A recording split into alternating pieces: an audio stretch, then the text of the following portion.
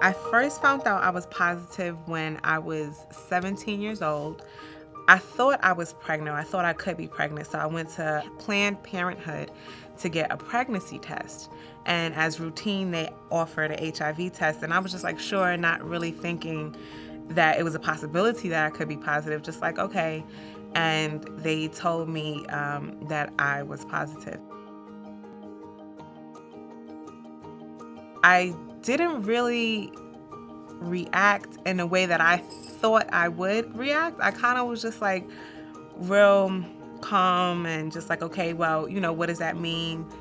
Where do I go from here? What are my options? I'm now okay with the fact that I'm positive, and I'm now okay with telling people that I'm positive. I would tell them to read and learn as much as they can about HIV, and to make sure that every time they see that particular family member or friend, to not always embrace them with a sad, like, oh, I'm sorry, you're positive. I mean, because you're going to be positive every day. Yeah. It's not going to change from Sunday to Sunday. Don't be afraid to talk about it, because talking about it, you become more comfortable with it, and it becomes less of a stigma. I think oftentimes with the stigma of living with HIV, there's this guilt that I did something wrong, I'm a very bad person, or the shame that I have something that no one else has.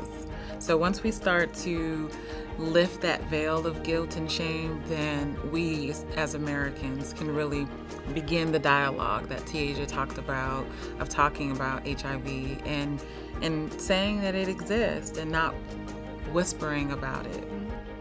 Me telling people and them having the reaction like, I didn't even know, like, oh my gosh, like, just shocked and surprised that I look the way I look and I'm positive. If I'm not part of the solution, I'm part of the problem. I had to become part of the solution, and saying not just to certain people, yeah, I look like this and I'm positive, but to a broader population, I look like this, as beautiful as I am, and I'm positive. Let's stop HIV together.